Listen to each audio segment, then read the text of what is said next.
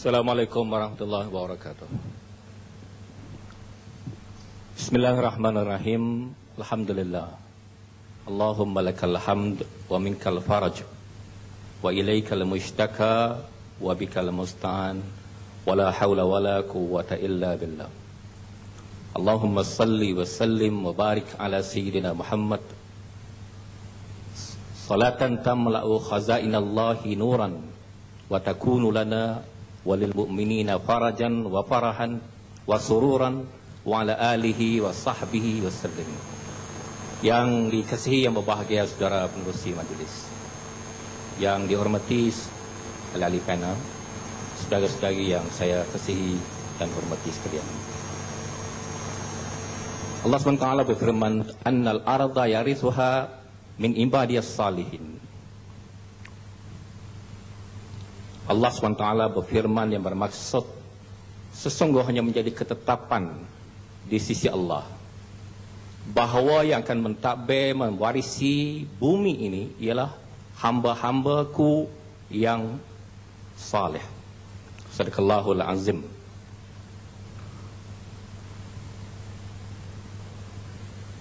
Transformasi politik yang kita ingin bina di Malaysia ialah satu transformasi politik yang meninggalkan dogma politik yang lama kepada apa yang telah diletakkan asasnya oleh pencipta kita sendiri dan junjungan kita Nabi Muhammad sallallahu alaihi wasallam.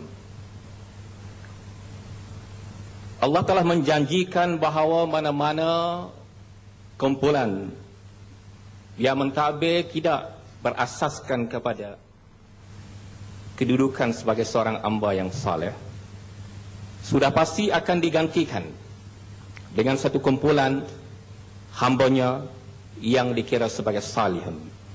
Ciri-ciri salihin seperti yang kita semua tahu, saya cuba ringkaskan kepada tiga yang utama. Yang pertama ialah takwa. Dan takwa meliputi keimanan, keyakinan kepada ajaran-ajaran yang telah diturunkan oleh pencipta kita dan bersedia untuk memikulnya, melaksanakannya dan yakin bahawa formula yang telah dibawa oleh Nabi kita SAW yang diutuskan oleh Allah SWT adalah formula yang terbaik bukan sahaja untuk bangsa Melayu tetapi juga untuk semua rakyat Malaysia. Dengan itu kita harus berubudiyah, berabdi pada Allah SWT, menerima hakikat bahawa kita adalah diciptakan dan kita harus memikul tanggungjawab yang diarahkan oleh pencipta kita. Dan ciri yang kedua yang penting ialah adil. Keadilan telah disentuh dengan begitu mendalam dan bersungguh-sungguh oleh Al-Quranul Karim, dan keadilan dikaitkan dengan takwa dalam banyak segi. Wala yajrimannakum syana'anu qaumin ala alla ta'dilu i'dilu wa aqrabu littaqwa. Asas yang ketiga ialah rahmah. Islam bukan datang untuk menimbulkan masalah baik pada penganutnya maupun kepada kumpulan yang lain. Dan Islam datang sebagai satu sistem yang komprehensif untuk memberikan tawaran satu sistem, satu susunan, satu program yang boleh memberikan kesejahteraan dan kerahmatan kepada semua umat manusia, dalam kes ini kepada semua warga negara Malaysia, baik UMNO maupun PAS, baik Melayu maupun bukan Melayu. Rahmat Islam bukan lil UMNO sahaja ataupun lil Melayu sahaja, tetapi untuk semua makhluk yang mendiami bumi ini. Wa marsalnaka illa rahmatan lil alamin.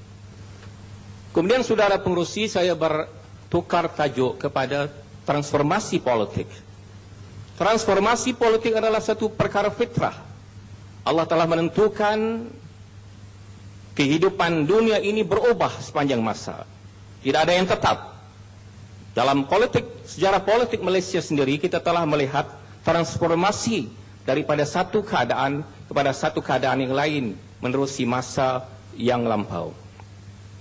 Pada waktu mula-mula kerajaan Melayu diwujudkan, telah berlaku satu kontrak sosial ataupun wa'ad mengikut apa yang diistilahkan oleh sejarah Melayu di antara Raja Melayu dan para rakyat, yaitu selagi mana raja adil, raja dijunjung. Tetapi kalau raja sudah tidak berlaku adil, maka raja itu disanggah. Ini adalah satu kontrak sosial yang berasaskan kepada nilai fitrah, yaitu keadilan, seperti yang telah saya sebutkan tadi. Dan sepanjang masa bila sejarah raja-raja Melayu melaksanakan keadilan ini, empayar raja-raja Melayu ini telah berkembang dengan pesat dan aman dan maju. Tetapi sejarah juga telah membuktikan perubahan-perubahan politik yang berlaku selepas daripada itu, dan saya tidak akan ulas dengan panjang apa yang telah ada dalam lipatan sejarah. Saya beralih kepada politik moden yang terkini, di mana dalam pilihan raya 2008 kita telah melihat gelombang transformasi politik telah menjelma. Dan saya yakin transformasi yang telah bermula dalam pilihan raya tahun 2008 ini akan mencapai lonjakannya pada masa yang akan datang, di mana dominasi dan hegemoni kuasa oleh UMNO Barisan Nasional tidak akan dapat dipertahankan lagi pada masa yang akan datang. Saudara pengerusi, saya beralih kepada 5 konsep P ataupun 5 Ps sebagai analisa saya mengenai dengan perubahan politik yang telah dan akan berlaku dalam negara kita. 5 Ps ini ialah P yang pertama, principles ataupun prinsip-prinsip. P yang kedua adalah policies ataupun policy. P yang ketiga ialah plan ataupun perancangan. P yang keempat adalah personalities ataupun tokoh-tokoh ataupun watak-watak. Dan P yang kelima ialah parties ataupun parti-parti. Parti yang akan survive pada masa akan datang ialah parti yang memiliki prinsip. Dan PAS sebagai sebuah wadah Islam adalah principle centered. UMNO sebaliknya adalah sebuah parti kehulu pun boleh, kehilir pun boleh. Nak udar kai rehe, nak udur kai rehe. Ke langit pun tidak, ke bumi pun tidak. Kenyataan ini boleh kita analisakan dari segi apabila kita menerima Islam, kita menerima currency dosa dan pahala.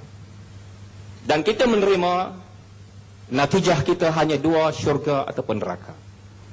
Dan inilah yang menjadi motivasi kepada kita untuk berlaku adil dalam pemerintahan kita, mengikut tata susila yang betul, mempunyai kejujuran, keikhlasan, sanggup berkorban dalam perjuangan kita.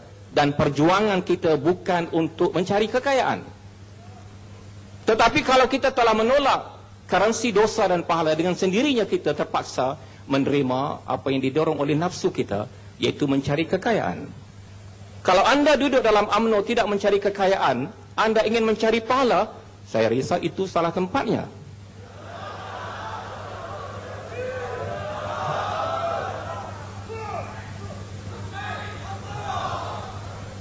Belum lagi. Jadi, saudara pengerusi, prinsip adalah sangat penting bagi menentukan parti manakah yang akan berjaya dalam transformasi politik negara kita pada masa akan datang. Apa yang berlaku pada UMNO kini adalah kerana dia telah meninggalkan prinsip keislaman ini. Telah mengambil prinsip-prinsip keduniaan sebagai prinsip mereka. Dan saya akan ulas lebih lanjut tentang perkara ini dalam prinsip P yang kelima, yaitu parti-parti politik ataupun 5 Ps yang terakhir nanti insya-Allah, jika diizinkan ada masa. Oleh kerana masa singkat, saya pindah kepada P yang kedua, yaitu policies. Kalau kita lihat perubahan dalam pilihan raya ke-12 2008 yang melihat satu perubahan